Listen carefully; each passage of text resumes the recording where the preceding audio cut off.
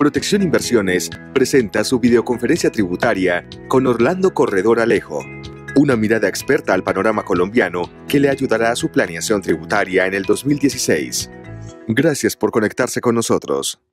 4 de la tarde, 1 minuto. Bienvenidos. Mi nombre es Mauricio Arroyave y en nombre de Protección quiero darles la más cordial bienvenida a este conversatorio vía streaming, en el cual siempre proponemos un tema para que entre todos entendamos y tengamos más herramientas para tomar una decisión importante en todo lo que se relaciona con la gestión y construcción de nuestro patrimonio. Por eso es muy importante que ustedes utilicen esa pantalla que tienen allá en su streaming, allá abajo, una franja en la cual ustedes pueden enviar sus preguntas de las cuales estamos siempre muy pendientes y pues esperamos que sean ustedes finalmente los que marquen la dirección de este conversatorio.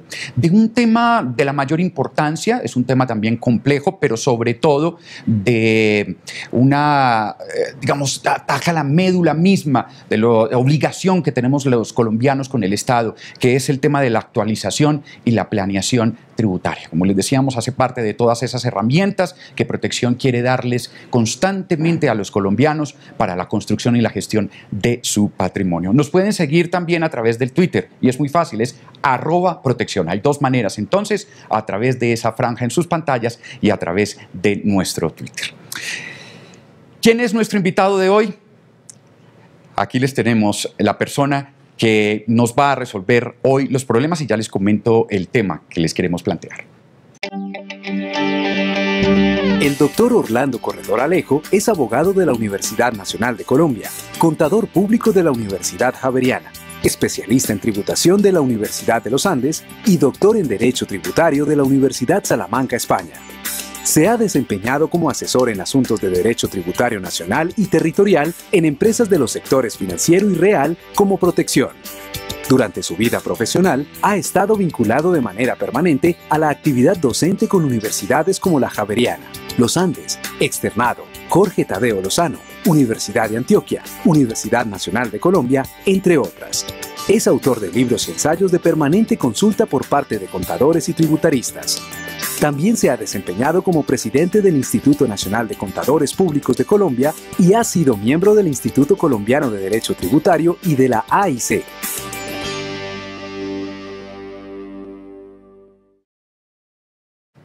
Doctor Orlando Corredor Alejo, buenas tardes. Buenas tardes, Mauricio. Ya su tintico, su vasito con agua. A usted si quiere que le sirviera un tinto, ¿no? Parece que tiene como mejores conexiones con Protección vamos que yo. Aquí con el debido respeto, vamos a hacer un saludo muy especial y un brindis especial por esta tarde tan importante donde vamos a transitar en algunos temas de interés en la materia tributaria. Como usted lo advertía, Mauricio, estamos frente a un tema que nos convoca de la mayor importancia, del mayor interés y sobre todo de la mayor actualidad. Sí, doctor, yo creo que hay como dos temas básicos, digamos dos áreas básicas en las que estamos esperando que ustedes nos hagan las preguntas. Lo primero es nuestro entorno tributario hoy, cómo nos afecta.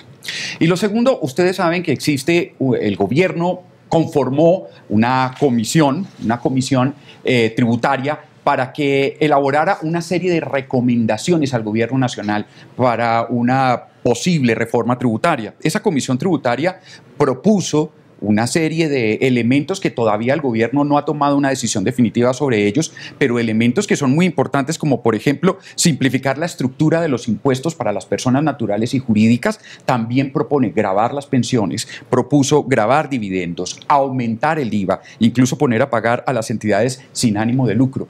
Ese nuevo panorama también es importante que lo analicemos. A ver, doctor, empecemos entonces. Yo le quiero plantear una pregunta muy simple, muy básica, para que empecemos como una discusión sobre este tema. ¿Cuáles son las obligaciones que tengo yo, persona natural, tributarias, en este momento? Claro, muy bien, Mauricio. A ver si empezamos. Entre otras, para poder ubicar el tema, es bien importante lo que usted estaba referenciando hace un momento. Una cosa son las obligaciones actuales, otra cosa son las expectativas de potenciales obligaciones que vamos a tener en el futuro. Sí. Porque efectivamente el gobierno nacional ha designado una comisión de expertos que fue designada por virtud de la última reforma tributaria. En realidad nosotros tuvimos una reforma tributaria en el año 2014 que determinó la necesidad de hacer un estudio profundo a través de una comisión de expertos para que determinen cuáles serán los nuevos lineamientos tributarios hacia futuro. Y efectivamente hay ya unas propuestas sobre la mesa.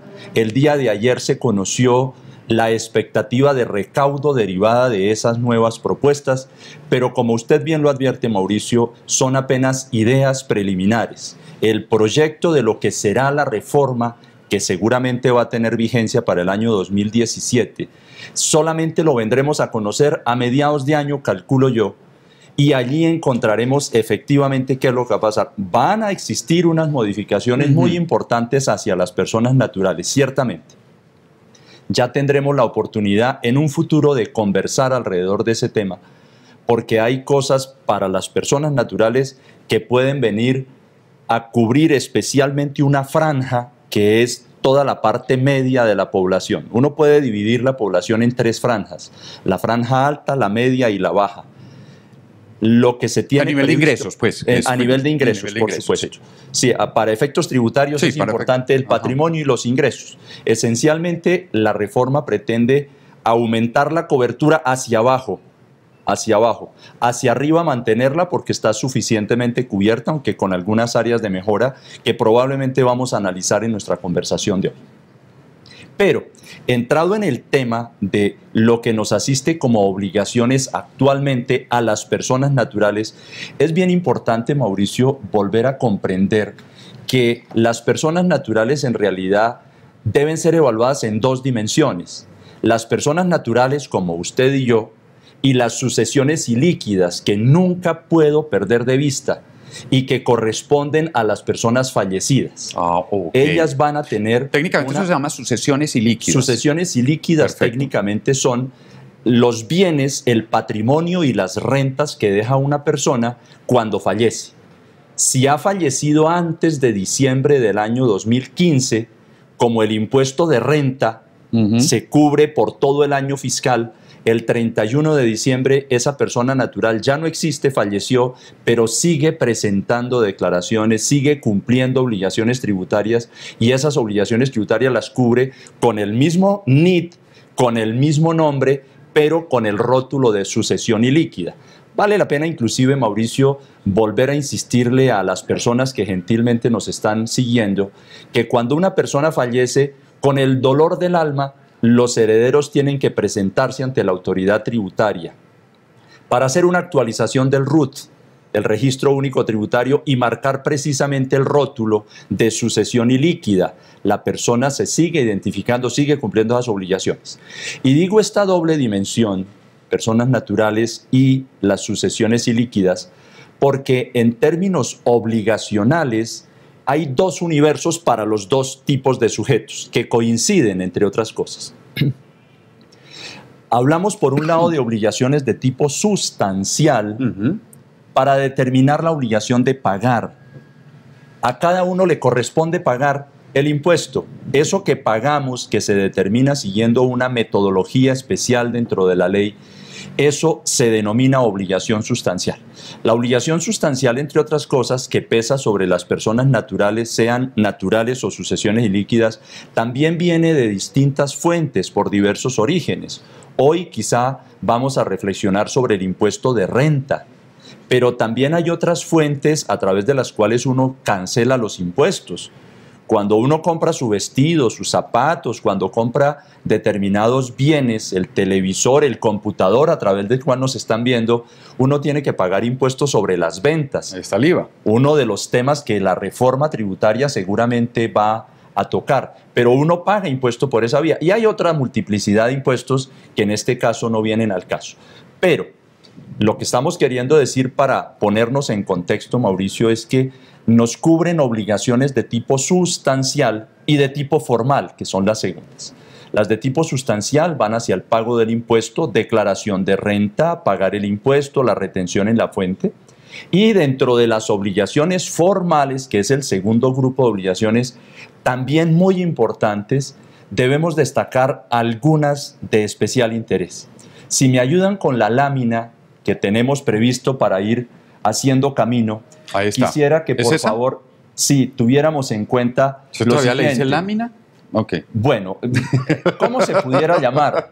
Lo que está previsto desde el punto de vista de la ley de comercio electrónico. Sí. Tenemos una ley del año 99, Mauricio, que determina que estas imágenes que nosotros estamos viendo, que bien pueden llamarse láminas virtuales o electrónicas, corresponden a verdaderos documentos y tienen validez de documentos como una hoja de papel. La aclaración vale por el apunte de que esto es una lámina virtual o simplemente electrónica. Pero la lámina nos está mostrando que hay unas obligaciones actuales efectivamente en el universo de lo formal. Sí. Quiero reflexionar particularmente sobre la primera, porque las otras las vamos a ir viendo en la medida que avancemos en nuestra charla, Mauricio. Confío en que lo podamos hacer así. Pero hay una primera obligación que tiene que ver con los medios magnéticos. La información tributaria que todo el mundo tiene que presentarle a la autoridad tributaria. He dicho todo el mundo como una manera de decir un universo, porque en ese universo ciertamente cuentan las personas jurídicas, que no son hoy el centro de nuestro conversatorio, y las personas naturales. Quiero advertir y quiero recordar que, de acuerdo con las disposiciones de la autoridad tributaria, todas las personas naturales y sucesiones ilíquidas que en el año 2013, óigase bien, 2013, hubieran tenido ingresos superiores a 500 millones de pesos, deben presentar por el año 2015 la información tributaria dentro de los plazos que ha señalado el gobierno. Plazos que, dicho sea de paso, como primicia, la administración tributaria acaba de modificar. Teníamos unos plazos inicialmente estructurados que el día de antier, el día 8 de marzo, la autoridad tributaria ha modificado a través de la resolución 24 del año 2016.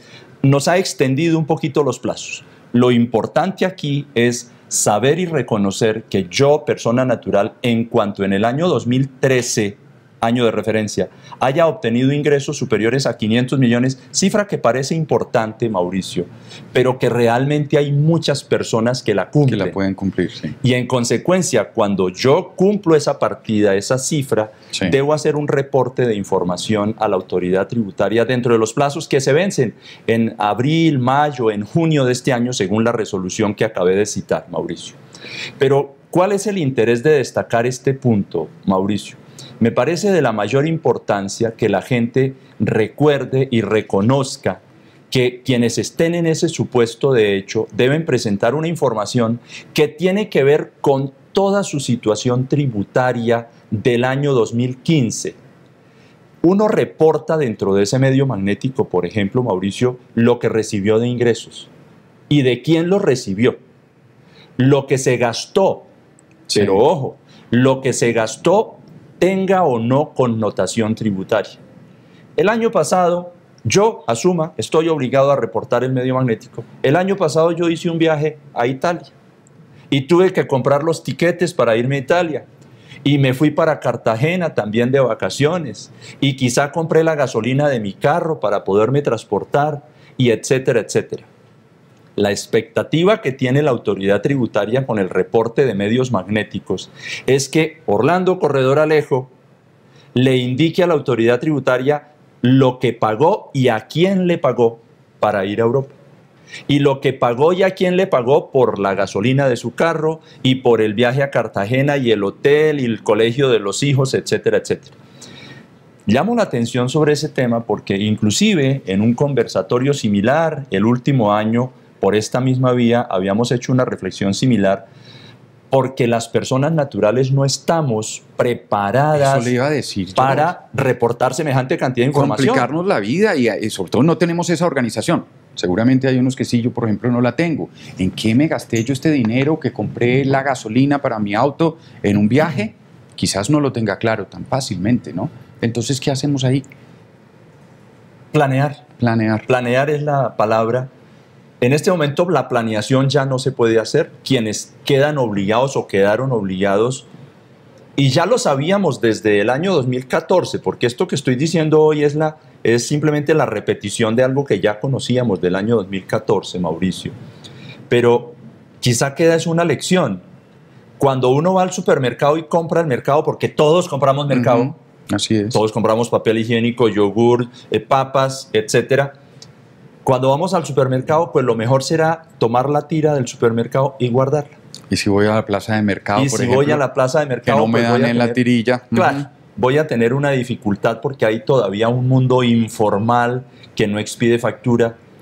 En fin, pero hay que hacer el mejor esfuerzo cuando uno ya queda en la obligación.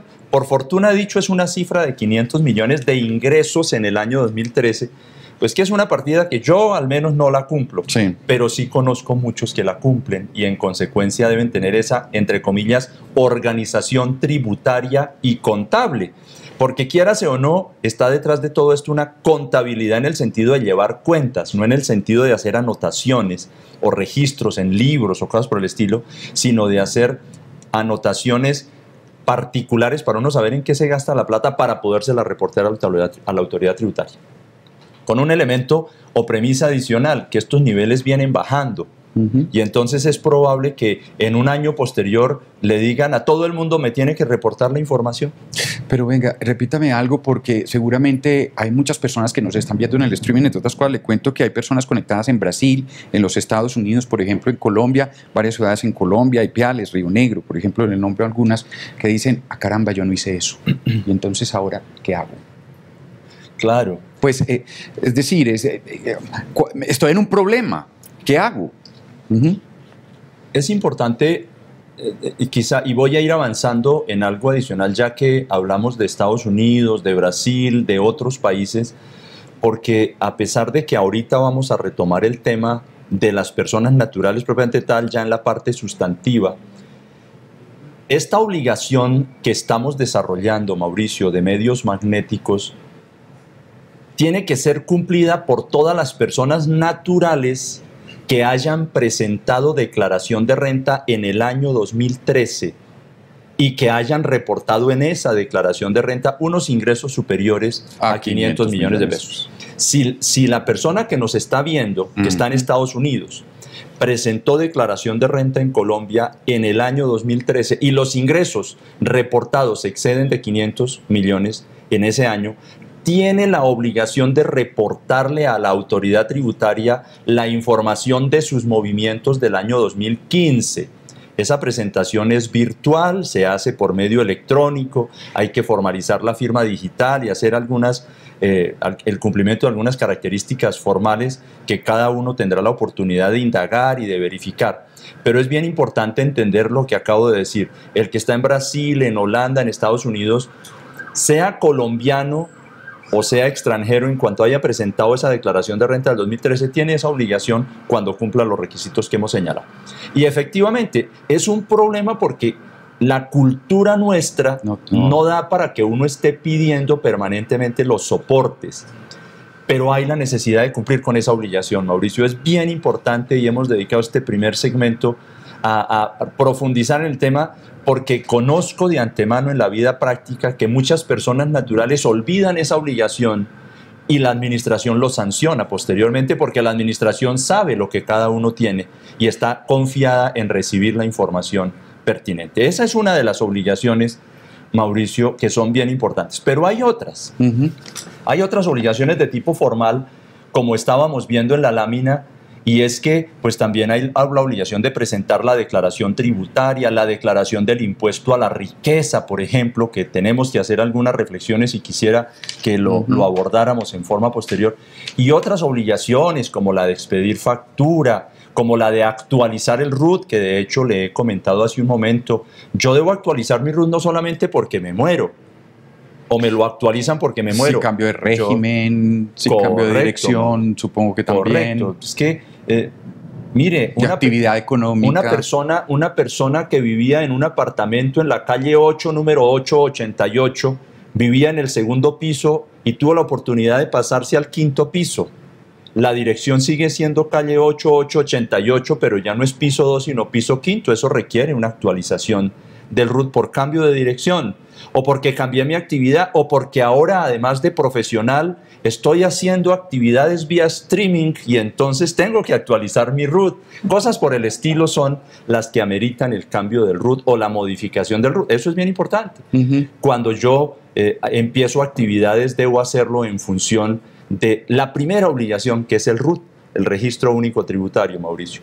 De manera entonces que dentro de las obligaciones actuales, para entrar en el tema, hemos visto cómo hay unas obligaciones de tipo formal que tienen que ser necesariamente cumplidas y planificadas por las personas. Sí. Posteriormente seguramente vamos a profundizar sobre algunos elementos, pero más de cara al elemento sustantivo. Listo. Mauricio. Dejémoslo ahí por ahora, porque tenemos que ir a una muy breve pausa. Recuerden la franja que tienen bajo sus pantallas en el chat y ahí nos pueden formular sus preguntas. Igualmente también sepan que a través de @protección, nuestra cuenta de Twitter, se pueden comunicar con nosotros. Dennos un segundito que ya volvemos. El desempeño y evolución de los mercados y de los portafolios de pensiones voluntarias Protección se reúnen ahora en un mismo sitio. Una plataforma exclusiva con el acompañamiento experto para aquellos con perfil inversionista que desean estar al tanto de las oportunidades que ofrecemos para la gestión de su patrimonio. En www.proteccion.com/inversiones encontrará en tiempo real información de activos y portafolios, atractivas alternativas de inversión, rentabilidades históricas, análisis, opiniones, acceso directo a la zona transaccional, calendario de eventos y diversas herramientas necesarias para entender el mercado, hacer seguimiento a su cuenta y tomar decisiones de inversión. Invierta con Protección. 4 de la tarde, 23 minutos. Estamos transmitiendo en directo este conversatorio vía streaming de Protección. Herramientas que queremos brindarles a los colombianos para tomar decisiones de inversión a futuro, para la construcción y la gestión de nuestro patrimonio. Hoy estamos hablando de un tema importantísimo, trascendental, necesario para todos los colombianos y tiene que ver con la planeación y la actualización tributaria. Estamos con el doctor Orlando Corredor Alejo hablando de este tema y yo creo que sería un buen momento para que nos centremos en las personas naturales. Y le voy a hacer una pregunta. Si yo vivo en el exterior, por ejemplo, ¿tengo obligación de tributar en Colombia? Muy bien. Para poder caer en ese tema, Mauricio, metodológicamente hablando, es importante, si me ayudan con la lámina, reconocer que hay distintas clasificaciones de las personas naturales. Ahí está. Hay unas personas naturales de acuerdo con la nacionalidad, podemos hablar de los nacionales, que somos nosotros, y de los extranjeros. Pero más importante que la nacionalidad es pertinente tener en cuenta el concepto de residencia, porque existen personas, sean ellas naturales o extranjeras, que residen en Colombia. Y residir no es vivir en Colombia. Residir es permanecer en el país durante al menos 183 días durante un año consecutivo.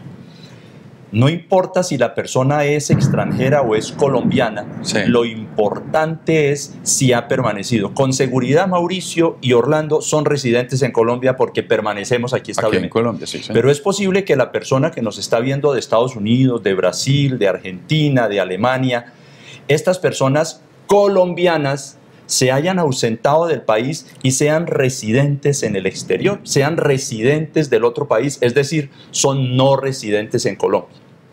Importante precisar que si la persona es residente en Colombia, debe declarar en Colombia, debe cumplir obligaciones tributarias en Colombia y lo debe hacer sobre lo que llamamos la renta mundial y el patrimonio mundial. Vale decir, la persona que está en Estados Unidos, en la medida que fuere residente en Colombia, debe presentar declaración de renta en Colombia y decirle al fisco nacional lo que se ganó en Colombia y lo que se ganó en el exterior, lo que posee en Colombia y lo que posee en el exterior. Lo mismo va a suceder con el extranjero que nos puede estar viendo, que es residente en Colombia, pueda que esté residiendo en Colombia en este momento y tenga que cumplir sus obligaciones por el solo hecho de cumplir 6 meses o 183 días de permanencia en el país, se hace residente y eso lo convierte en un en una persona que debe cumplir obligaciones al país sobre la renta mundial. Ojo con eso, los extranjeros que llevan más de 6 meses en el país deben integrar a su declaración de renta lo que tienen en el exterior y lo que poseen en el exterior. Pero adicionalmente, también si me ayudan con esta lámina, quisiera hacer notar que cuando hablamos del concepto de residencia, la residencia aplica por parejo para personas naturales y sucesiones ilíquidas de nacionales y de extranjeros, pero particularmente para los que somos colombianos se predica una doble postura intelectual que consiste en lo que llamamos el centro de intereses vitales y el centro de intereses económicos, para considerar que aunque el colombiano esté en el exterior, no cumpla los 183 días en el país, de todas maneras a esa persona se la sigue considerando residente para efectos tributarios colombianos cuando tenga la familia en Colombia, entendiéndose por familia esposo, esposa, compañero, compañera permanente y o los hijos menores de 18 años dependientes de esa persona que está en el exterior. Pero también se considera residente la persona cuando tiene el centro de intereses económicos en el país, entendiendo por centro de intereses económicos el poseer más del 50% de los bienes en Colombia o más del 50% de los ingresos en el país. Eso sí que es de importante, Mauricio. Yo quisiera, y esto es un mensaje especialmente para los colombianos que están en el exterior, cuando el colombiano que está en el exterior, aunque esté en el exterior, posee más del 50% de su patrimonio aquí en Colombia, o tiene más del 50% de sus ingresos aquí en Colombia, ese colombiano sigue siendo residente en Colombia y tiene que presentar declaración de renta por el patrimonio mundial y por la renta mundial. Bueno, eso en relación con el concepto de residencia que me parece fundamental, Mauricio, explicar. Hay varias preguntas que tenemos, muchísimas gracias. Rubén Rendón, Alejandro Guacaneme, Fernando, Mónica Sanabria, Pablo, Vanessa Osorio. Preguntas que solo selecciono algunas que quiero como empezar a transmitirle. Hay varias que quedaron preocupados con ese tema de la responsabilidad de llevar el récord de gastos. Y por ejemplo, Alejandro Guacaneme nos pregunta, y aunque usted ya habló de esto, pero sería bueno como hacerlo rápidamente para una claridad. Una persona con unos ingresos promedios de 70 millones anuales, ¿tiene esa responsabilidad de llevar el récord de sus gastos? Como para evitar solucionar estas preguntas, porque hay gente que la tiene. Por supuesto, todo está en función del nivel de ingresos. En este caso hemos dicho, y es un hecho ya cumplido, cuando usted en el año 2013 tuvo 500 millones de pesos de ingresos, debió enterarse oportunamente que le asistiría la obligación futura de reportar para pedir todas estas informaciones o para tener todas estas pruebas. En el nivel de ingresos que señala la persona, claramente no hay la obligación de tener esos soportes para efectos del reporte de información en medios magnéticos, pero sí se debe tener en cambio el soporte para efectos de la declaración de renta, porque hay algunos gastos dentro de la declaración de renta que son admitidos. Por ejemplo, yo pago salud prepagada o salud obligatoria. Para que a mí me valgan ese gasto debo tener el recibo, y ese recibo lo debe tener cualquier persona que tenga unos ingresos superiores a alrededor de 30 millones de pesos al año, de tal manera que ahí hay una mayor cobertura. Pero de cara a la obligación que hablábamos al comienzo, Mauricio, esta persona no está obligada. Sería importante como recomendación que las personas se acostumbraran a hacer su archivo, estén o no estén obligados, porque cualquier cosa puede suceder en el futuro. O sea, las abuelas que llevaban la cuenta en el cuaderno tenían razón. Yo creo que tenían razón, sí señor. Mi mamá tenía razón, lleva nota los 500 pesos que se gastó en el huevo. Por supuesto que mi abuelita Mercedes tenía razón. Tenía razón. Mire, Pablo, a ver, yo le pregunto, Mónica Sanabria, en personas de estrato medio, ¿cómo les afecta el entorno tributario en la actualidad? Bueno, realmente les impacta de manera importante, aunque realmente lo podríamos pensar en dimensión de lo que es la tributación de las personas naturales, en el sentido de que una persona del estrato medio, pues tiene que cumplir obligaciones que se miden tributariamente de acuerdo con la propia capacidad. Vale decir, hoy las personas naturales tienen diversas clasificaciones. Si me ayudan con esta lámina, quizá puedo ayudar a orientar el tema.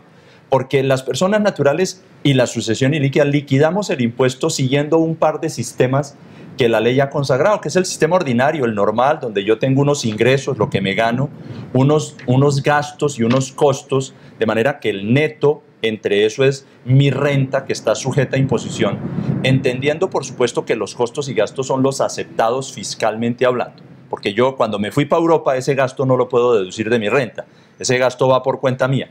Cuando yo pago la salud prepagada, ese gasto sí va en mi declaración de renta, lo cual en el fondo envuelve una especie de subsidio, Mauricio, porque si yo me gano 1.000 pesos y me gasto 1.000 en el viaje a Europa, yo tengo que pagar impuestos sobre el valor completo porque el gasto no es deducible.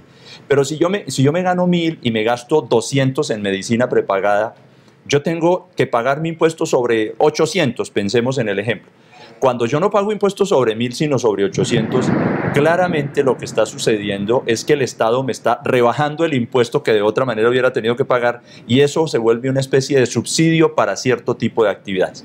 Pero entonces, de cara a la pregunta de la persona de la franja media, pues tenemos que Mónica Sanabria, saludo especial para Mónica, además del sistema ordinario, pues tenemos el IMAN y el IMAS, que es un sistema que, entre otras cosas, la comisión de expertos ha llamado la atención para hacerle modificaciones en la próxima reforma porque no ha dado los resultados que convendrían.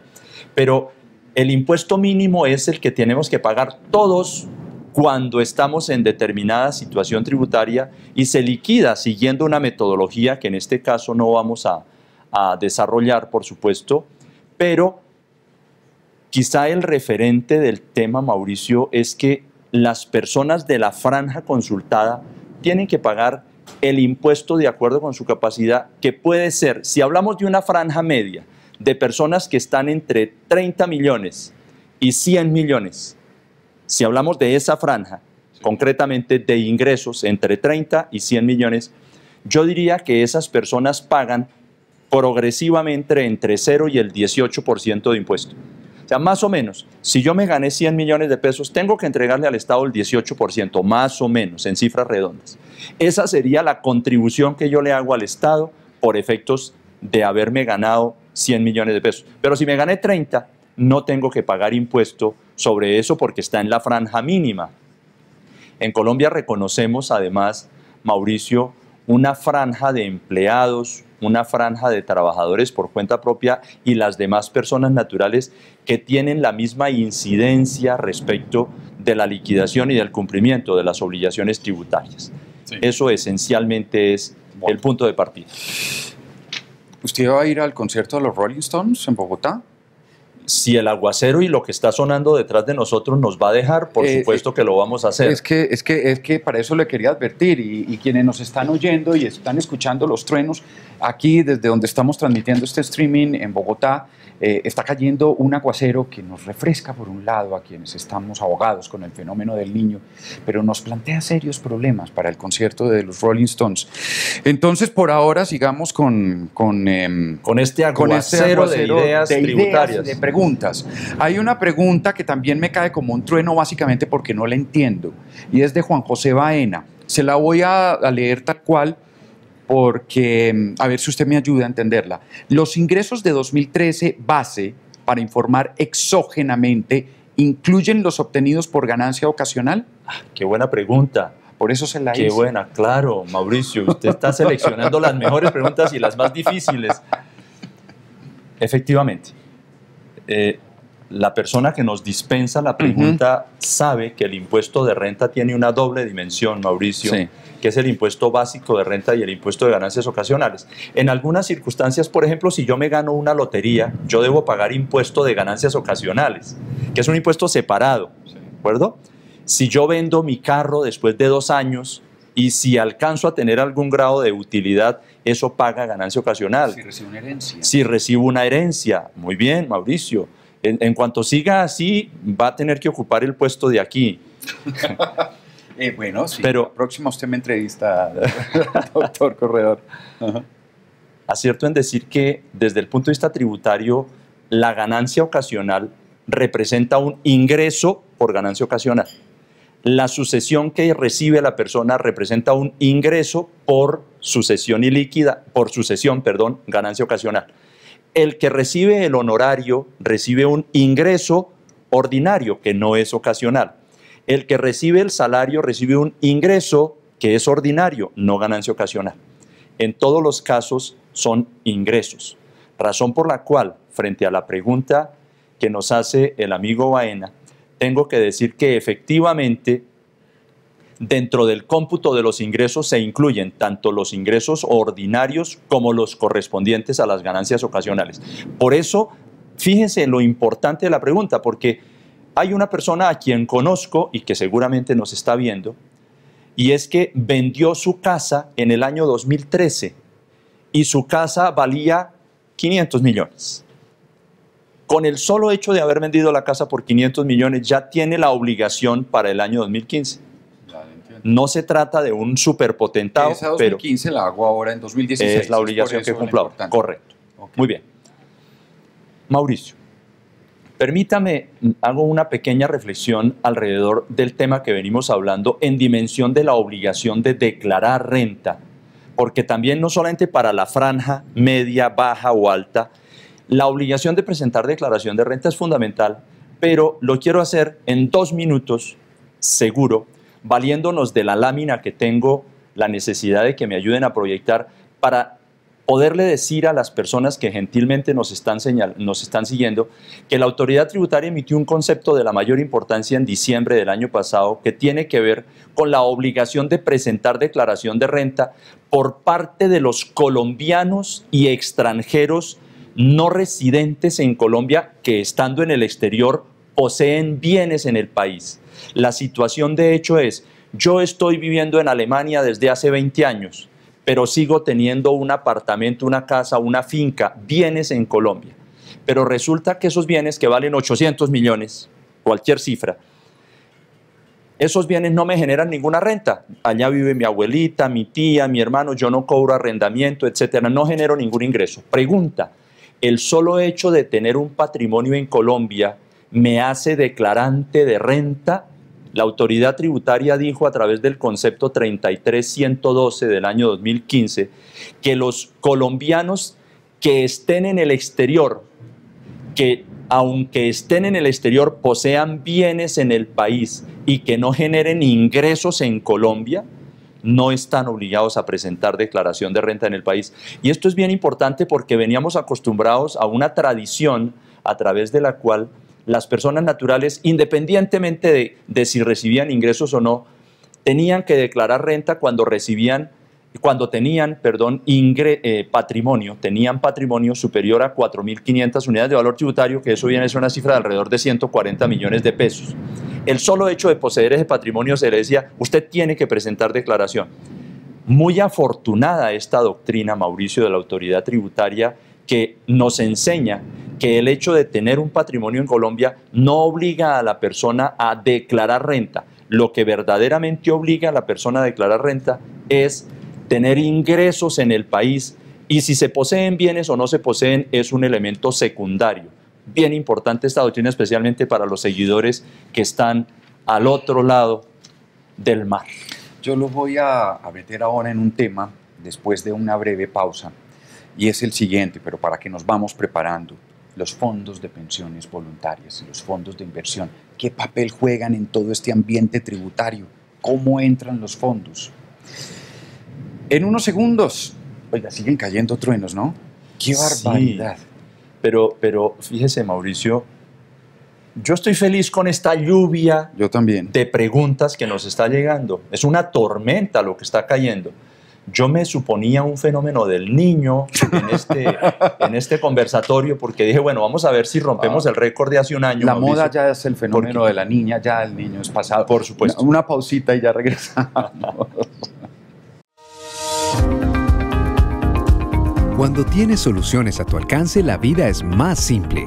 Es por esto que Protección presenta Acceso Directo, plataforma de canales de servicio desde los cuales nuestros clientes pueden hacer trámites, consultas y transacciones de su ahorro, desde donde estén de la manera más directa y segura. Acceso Directo agrupa y pone al alcance de nuestros clientes los canales, servicios y las herramientas que hemos diseñado para ellos. Por ejemplo, en nuestra página web www.proteccion.com, nuestros clientes pueden generar certificados, consultar saldos y extractos, hacer movimientos y retiros de pensiones voluntarias e informarse sobre nuestros productos y servicios. Y a través de nuestra app transaccional pueden consultar el saldo, movimientos y extractos de sus productos, generar certificados y constancias, hacer retiros de pensiones voluntarias y desde los demás canales de servicio realizar seguimiento a su ahorro, resolver inquietudes y conectarse con soluciones que harán su vida más fácil. La línea de servicio Proteccion, chat automático, oficinas de servicio, módulos de autoservicio, asesor virtual, entre otros. Ingresa ya a proteccion.com/acceso directo y conoce la manera más simple de hacer consultas, trámites y transacciones en Proteccion. Son las 4 de la tarde, 43 minutos, es el último segmento de este conversatorio vía streaming que tenemos con los colombianos, con la gente que nos está siguiendo también a través del exterior de nuestro streaming. Porque Proteccion quiere darles a ustedes todos los elementos posibles para la construcción, para la gestión de su patrimonio. Estamos hablando de ese tema álgido, importante, delicado y a veces complejo, que es el tema de la administración y el tema de la actualización tributaria. Para eso, pues estamos con el doctor Orlando Corredor Alejo, un experto en la materia. Yo le había anunciado, doctor Corredor, que le quería preguntar sobre el papel de los fondos de pensiones voluntarias en este tema de del aporte tributario que tenemos que hacer los colombianos. Sin embargo, creo que pensando me quedó una pregunta y tiene que ver con esa sigla que empezamos a conocer los colombianos, que es el IMAN, ese impuesto mínimo alternativo, ¿sí? O el famoso impuesto mínimo alternativo simple, el IMAS, en fin. Las exenciones para ese impuesto, yo creo que sería bueno que tocáramos rápidamente ese punto antes de entrar en lo otro. Sí, Mauricio, bien afortunado el punto porque nos complementa lo que recién estábamos diciendo antes de la franja anterior, porque como estaba señalando, existe una tributación a la renta que se mide por el sistema ordinario y por el IMAN o el IMAS. Sí. Y el año pasado hubo un hecho muy relevante en relación con el tema, porque la Corte Constitucional emitió una sentencia que está referenciada como la sentencia C-492, que quizá me pueden ayudar a presentar dentro de la lámina, para efectos de juzgar una circunstancia.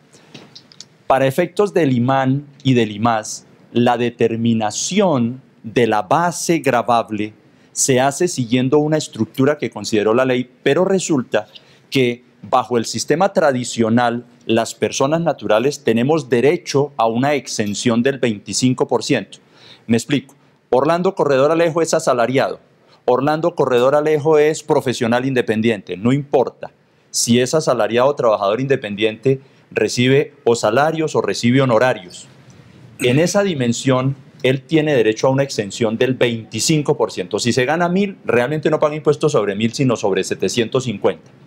Pero la ley determinó que cuando yo calculo mi base ordinaria, debo comparar ese resultado contra la base mínima, el famoso IMAN, que cuando se depura no contiene por dentro el 25% de exención. Es decir, se asume que aunque yo pago impuesto ordinario sobre 750, el IMAN lo debo calcular sobre 1.000, para que me entiendan el ejemplo. Ya lo entiendo. Las depuraciones del IMAN no admiten ese 25%. La Corte Constitucional, en la sentencia que emitió el año pasado, estableció que no es constitucionalmente válido impedir o no permitir ese 25% dentro del IMAN, lo cual se vuelve una novedad. Y es una novedad porque entonces ahora el sistema IMAN va a liquidar el impuesto sobre 750, igual que en el ordinario. pero con una aclaración importante que hizo la Corte. Si me ayudan con la lámina que tengo acá, la estamos viendo, es este conocimiento que estamos transmitiendo de esta sentencia no aplica para el año que acabó de cerrar, aplicará para el año 2016. Es decir, cuando usted haga su declaración de renta y liquide su impuesto por IMAN, o si lo liquida por la declaración de IMAS, va a tener en cuenta la depuración sin el 25%, porque ese 25%, dijo la Corte, solamente va a aplicar para el año 2016, que no para el año 2015. La declaración de renta, vale la pena aclararlo, quizá por puro aspecto preventivo. La declaración de renta que se vence ahora es la declaración de renta del año 2015. Nosotros presentamos nuestra declaración de renta por ejercicios anuales vencidos. Por eso estoy diciendo, el 25 no aplica para el 15, aplicará para el año 2016, que es la renta que vamos a presentar dentro de un año. Sí. Y quizá también es muy importante, de la mano con el IMAN y con el IMAS, se acuñó en el país también la retención en la fuente mínima, que algunos llaman la retención del IMAN. Nos hemos hecho una pregunta. Bueno, el 25% se va a empezar a tener en cuenta en el 2016 para liquidar el IMAN y para liquidar el IMAS. Pero como el impuesto se hace efectivo a través de la retención en la fuente, yo puedo tener en cuenta ese 25% a efectos de la retención en la fuente mínima. Me voy a valer de esta lámina para expresar mi conclusión y voy a tomarme un pequeño momento para explicar dónde está el quid del asunto. La retención en la fuente mínima como fenómeno, la que le aplican los empleadores a los empleados, esa retención en la fuente mínima no admite el 25%. Lo que admite el 25% solamente será la declaración de renta cuando se presente el año entrante. La retención en la fuente mínima se calcula todos los meses, Mauricio. Es una retención que se calcula sobre una base similar a la del IMAN. Pero, lamentablemente, la sentencia de la Corte no hizo referencia a la retención mínima, sino exclusivamente se refirió al impuesto liquidado anualmente por el IMAN o por el IMAS, permitiendo la inclusión del 25% allá. Razón por la cual tenemos que seguir un principio orientador desde el punto de vista legal, que consiste en que uno no puede extender los efectos de una sentencia más allá de lo que dice la misma sentencia. Por esa razón, queridos amigos que nos están viendo y que tienen el conocimiento sobre el tema, tengan en cuenta que la retención en la fuente mínima, si bien coincide con el impuesto mínimo, no por ello significa que la retención deba computar ese 25%. No la tiene. Y como no la tiene, simplemente se hace la retención a la fuente mínima siguiendo las bases tradicionales. Sí. Mauricio. Tenemos 11 minutos apenas y tenemos muchos temas que abordar, entonces me gustaría que entráramos directamente al tema de las pensiones, los fondos de pensiones voluntarias. Por ejemplo, ¿los aportes a los fondos ayudan a hacer una buena planeación tributaria? Por supuesto que tenemos que hablar de fondos de pensiones y hay varias cosas que yo quisiera expresar esta tarde, Mauricio, en relación con el tema. Primero, sabemos y reconocemos de manera suficiente que hacer aportes a los fondos de pensiones genera un beneficio tributario hasta un nivel equivalente al 30% de lo que las personas obtienen en el año. Ese es un elemento que ha venido tradicionalmente funcionando y que normalmente la gente reconoce. Pero ¿qué pasa? Los fondos de pensión en realidad se abren en dos niveles. El nivel de los fondos abiertos que llamamos y de los fondos institucionales, que son los que patrocinan las empresas a favor de sus trabajadores. Quiero hablar de los fondos abiertos, los que nosotros, personas naturales, podemos, a los que podemos aportar para lograr un beneficio tributario. Hace un rato le decía a Mauricio, si yo me gano 1.000, yo pago impuestos sobre 750. Pero ¿cómo puedo planear para no pagar sobre 750, sino sobre un poco menos? Hombre, primera alternativa, hago aportes a un fondo de pensiones. Los 1.000 puedo aportar hasta el 30%, aporto 300, eso me ayuda porque me baja a 700, y sobre 700 reduzco mi 25%, lo cual me lleva a una base tributaria de alrededor de 500, 600 pesos. En lugar de pagar sobre 750, pago sobre 600 o sobre 500 y algo, lo cual obviamente es benéfico. Ahorrar realmente produce ese primer beneficio. Pero hay cosas que vienen detrás de los fondos. Mauricio, tenga en cuenta y tengamos todos en cuenta que cuando yo expreso mi patrimonio, cuando yo miro mi patrimonio, dentro de mi patrimonio están los ahorros que tengo en el fondo de pensiones. Los 300 pesitos de mi ejemplo que ahorré en el fondo, yo los tengo dentro de mi patrimonio como si tuviera una cuenta corriente o una cuenta de ahorros. Eso es una expresión patrimonial. Pero existe un par de ventajas que son bastante importantes en esta materia, Mauricio. Primero, ha dicho el Consejo de Estado que los ahorros que uno tiene dentro de los fondos de pensiones no están sometidos a la renta presuntiva. Lo explico.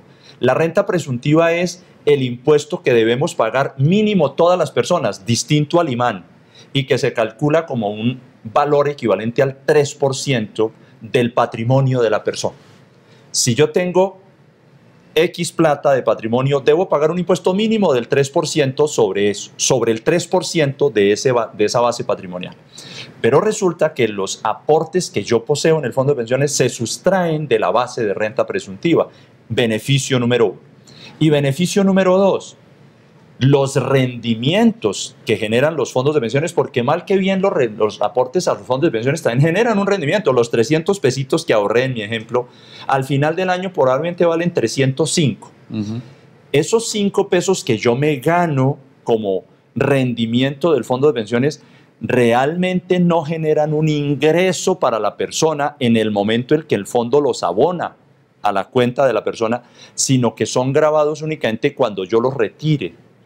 Es una buena estrategia dejar el recurso en el fondo de pensiones, porque los 300 de mi ejemplo, con los 5 pesitos del rendimiento, están en el fondo generándome mayor rentabilidad, pero yo no pago impuestos sobre los 5 pesitos que me gané. Y no pago impuesto porque, como he dicho, la ley determina que, salvo que yo retire el recurso, va a pagar impuesto. Dejando, por supuesto, a salvo los beneficios de retiro, porque los valores que yo poseo en el fondo de pensiones los puedo retirar para fines de vivienda, por ejemplo. Cuando yo retiro para fines de vivienda, no me computan tampoco impuesto ni sobre el aporte que haya hecho, ni sobre el rendimiento que haya hecho. Son beneficios que se conceden para los planes abiertos, Mauricio. Otra, la dimensión de los planes institucionales que van más acompañados hacia el beneficio y al fortalecimiento de la relación empresa-empleado, porque representa el aporte que hace la empresa al fondo de pensiones, representa una deducción de la renta, y para el trabajador, en cuanto ese recurso permanezca ahí, no le representa un ingreso. Eso es esencialmente, Mauricio, el tema de los fondos de pensiones, que en dimensión de cómo queremos hoy tal vez direccionar el comentario hacia las personas naturales resulta de la mayor importancia. Pero mire, Mauricio, se me acaba de ocurrir en 30 segundos en señalar que hay muchos colombianos que tienen ahorros en Colombia, en el fondo de pensiones, enviando el recurso desde el exterior. ¿En qué situación están esos colombianos? Hombre, lo dijimos hace un rato. Si usted tiene ese patrimonio en Colombia representado en el fondo de pensiones y le genera unos rendimientos, ojo, esos rendimientos no se consideran ingresos, ¿de acuerdo? De tal manera que, por un lado, si no se consideran ingresos, yo no estoy obligado a declarar por el solo hecho de tener el rendimiento. Pero segundo, más importante que eso, esa persona puede estar tranquila de que mientras no retire el recurso no va a pagar impuestos en Colombia. Eso es bien importante, y especialmente si declara, tampoco los tiene que incluir en su renta presuntiva. O sea, por donde usted lo mire, hay un beneficio. Yadi Pérez nos pregunta, ¿los aportes adicionales que hace un trabajador dependiente a las cesantías también es deducible al impuesto de renta? Esta es una pregunta de esas que uno también desearía que le hubieran llegado, Mauricio. Por fortuna nos llega porque nos hace recordar una cosa muy importante. En el sistema de afiliación a fondos de pensiones y fondos de cesantías que entra como nuevo elemento, hay dos tipos de sujetos, los afiliados dependientes, es decir, los asalariados, y los independientes. Por el Orlando Corredor del ejemplo que hemos puesto hoy como trabajador independiente o profesional independiente, el Orlando Corredor puede afiliarse a un fondo de cesantías y ahorrar en ese fondo de cesantías hasta 1/12 parte del valor de su ingreso. En la reforma del año 2014 se había dicho que los independientes no iban a tener derecho a ningún tipo de gastos distintos de los que tenían las personas naturales asalariadas. Pero la Corte Constitucional emitió una sentencia el año pasado por medio de la cual determinó que sí vamos a tener derecho a esas deducciones. Hago referencia a la sentencia C-668 del año 2015, donde la Corte Constitucional dijo, mire, si hay un Orlando Corredor Alejo, profesional independiente, que gana honorarios, él tiene derecho a todas las deducciones que le permite la ley y no solamente a las mismas deducciones de los asalariados. Es decir, Orlando Corredor Alejo tiene derecho a la deducción de dependientes, a la salud prepagada, a la pensión, tiene derecho a los intereses de vivienda, tiene derecho a deducir la secretaria que paga los servicios públicos, el transporte que paga para recibir sus honorarios, pero tiene derecho también, en virtud de una disposición que voy a citar simplemente como referente, que es el artículo 126-1, tiene derecho a deducir de su renta el valor que aporte voluntariamente a las cesantías.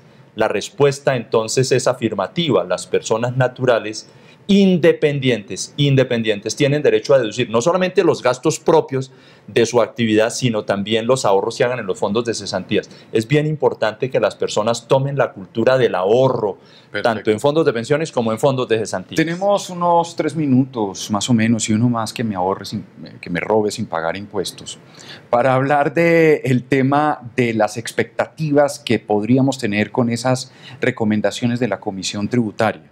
En líneas generales, aunque también hay una pregunta muy interesante de Eber Mora Sánchez que nos dice, de acuerdo al informe final de esa comisión de expertos, en donde propone tributar dividendos recibidos por las personas naturales y las sociedades cerradas, ¿no se configura una doble tributación en la medida en que las sociedades pagan impuesto sobre esas utilidades fiscales que se pretenden distribuir entre los socios?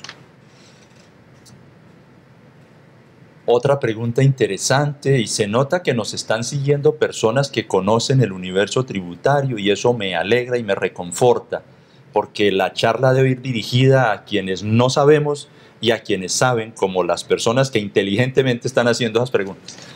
Mire, hablemos un poco de las expectativas y lo vinculamos con la pregunta que generosamente nos hacen.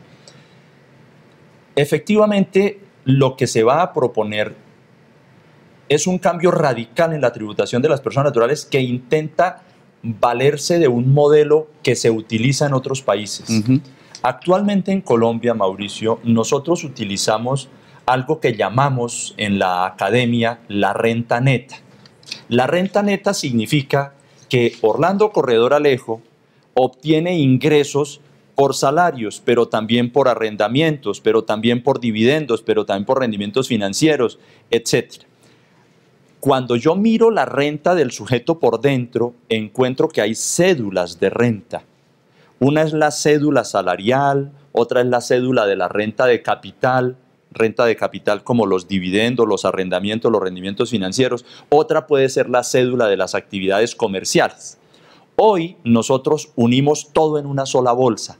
Los salarios, los honorarios, los rendimientos financieros, los arrendamientos, todo lo echamos en una bolsa y hacemos una sola renta. Una primera propuesta para las personas naturales es cedular la renta, hacer cédulas de renta para que la renta de trabajo tribute por un lado, la renta de capital tribute por otro lado y las demás rentas tributen por otro lado. Ese es un cambio importante. ¿Por qué es importante? Porque pueden venir diversas condiciones tarifarias para los distintos niveles de renta.